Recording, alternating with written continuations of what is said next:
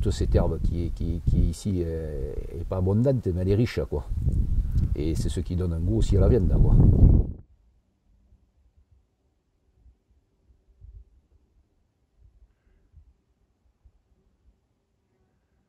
Michel, alors comment on produit des agneaux pour la viande? C'est-à-dire quel est le cycle de vie d'une production? Janvier-février, il se passe quoi? Non, mais nous on fait au printemps et à l'automne. Et on fait 2 agnolages. Pourquoi? Pour déjà satisfaire les clients. Et si en vente directe on faisait tout d'un coup, c'est très difficile d'écouler toute la marchandise d'un coup. Il faut penser à madame qui écoule la marchandise, voilà, et donc forcément ça répartit. Pour faire agnoler, il faut beaucoup plus de place, hein, et ça nous arrange de faire 2 agnolages. C'est-à-dire en février, c'est les naissances en février, les agnolages, c'est en février? Là on avait décalé un petit peu pour en avoir en février et en mars à l'agnolage, hein, et qu'ils soient prêts là en mars, avril, mai, juin, juillet, pour l'été, quoi. Ok, pour les grillades, hein, Voilà, les Montpelliérains pour les grillades, la côte d'agneau, ça le fait bien. Et autres, quoi. Ça dure combien de temps l'élevage d'un agneau? Février, ça, l'agnolage? Nous, à peu près, parce que c'est pas des agneaux qui sont poussés, hein, ils sont sous la mer, ils têtent, ils mangent de l'herbe, parce qu'on les sort après là. Et il te faut compter 5 mois à peu près. 4 ou 5 mois, quoi. Ça pèse combien à la naissance et combien à la naissance, ça pèse une paire de kilos, là, et jusqu'à 3 kilos. Et après, quand on les fait abattre, ils font, en carcasse, ils font de 18 à 20 ou 21 kilos ou 16 kilos, quoi. C'est-à-dire 35 à 40 kilos l'animal. Ça déchète de moitié, quoi, à peu près. D'accord. Voilà. Donc, vous produisez de manière à avoir un agnolage en avril-mai, en mars-avril-mai, fin mars, ouais. en gros, Ouais. Et l'autre en septembre? Ouais, septembre-octobre, quoi.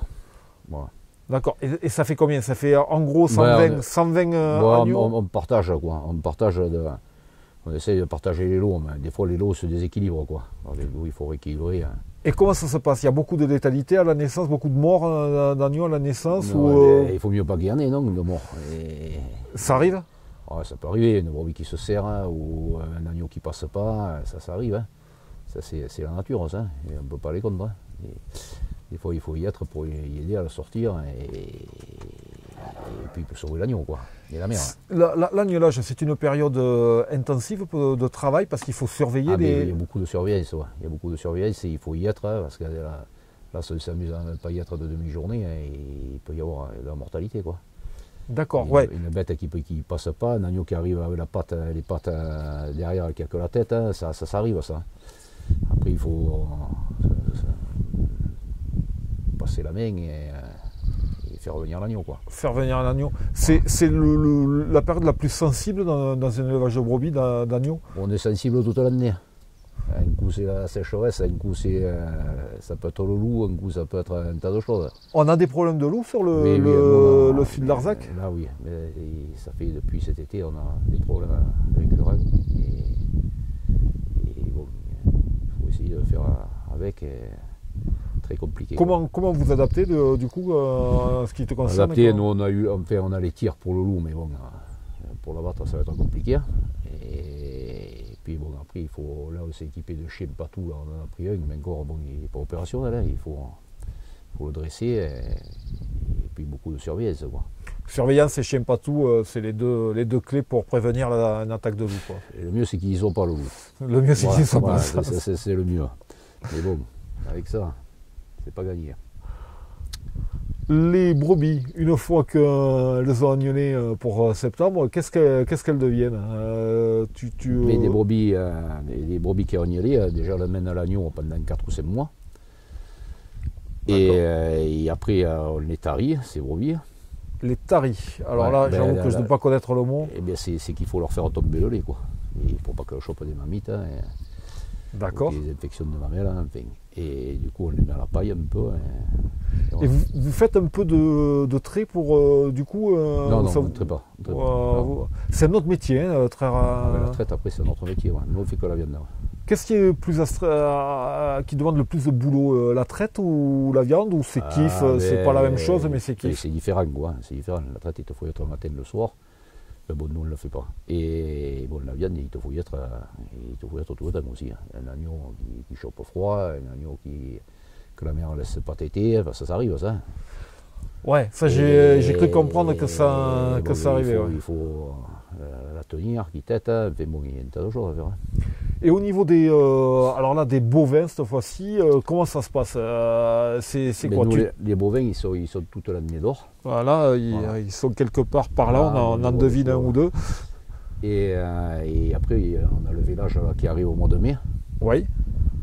Et ça, c'est pareil, il faut les surveiller. Hein. Il faut les surveiller parce que des fois, ça passe pas bien, il y a des complications. Quoi. Donc, il faut y être, s'il faut, il faut tirer le haut. Bon, où c'est que ça va ici Ouais, on fait véler là-dessous.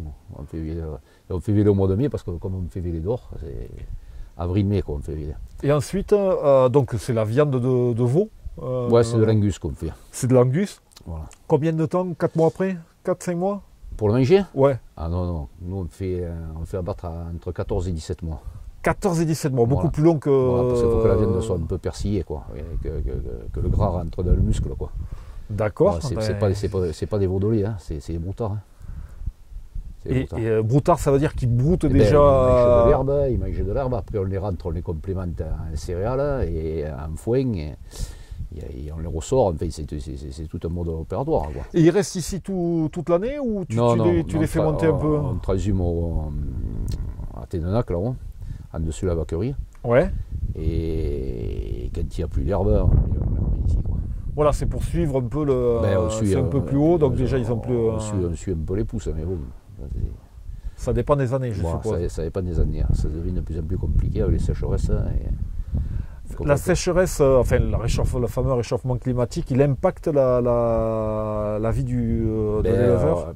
Oui, parce qu'on est touché par les pousses d'herbe, quoi. Et quand il faut qu'il pleuve, et quand il nous faut de la pluie, il ne pleut pas.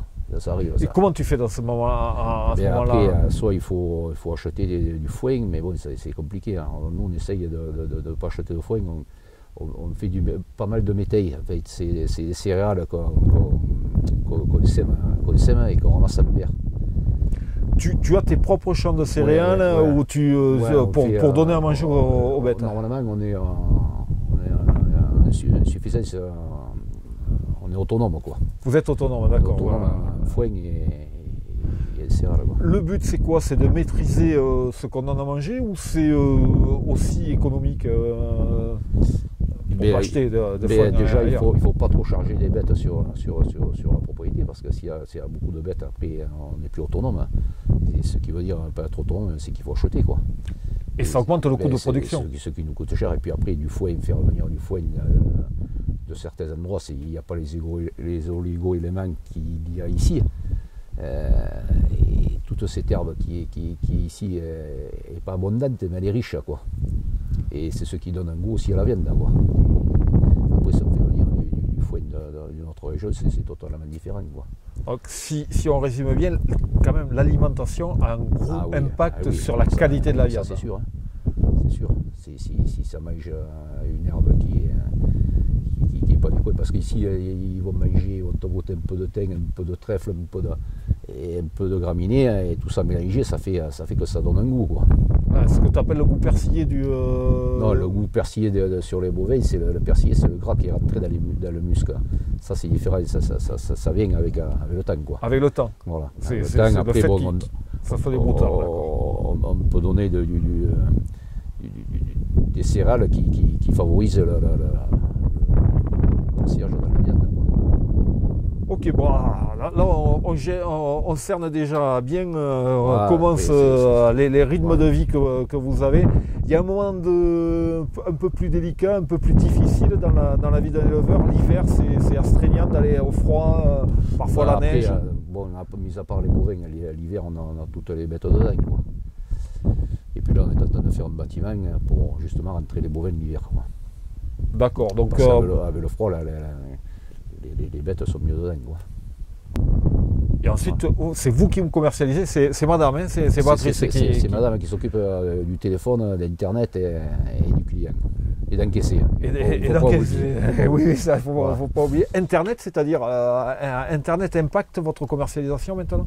Elle s'en sert, quoi, pour contacter les... Le mail, le Voilà, mailing, voilà, la communication, la par communication, Internet, d'accord. Mais moi, je ne m'intéresse pas à ça. Toi, ton truc, c'est les bêtes. Moi, je m'intéresse Et aux voilà. bêtes. Chacun... C'est un gros boulot, la commercialisation, par rapport à cette... C'est du travail. C'est du travail parce qu'il faut contacter le client, il faut organiser les ventes d'un moteur qui passe à l'arrière. Ah ouais. Et ouais, c'est un travail, il faut organiser l'écurie. Après, il y a un peu de logistique à organiser. Ouais. Vous expédiez sur Paris même Oui, on fait partir sur Paris. On a une paire de restaurants là, qui sont touchés avec le Covid. D'accord. Mais autrement, ouais, puis ils sont contents, puis ça leur fait un coup de pub, parce que l'agneau du Larzac, le Larzac, ça a été médiatisé, on le connaît, quoi.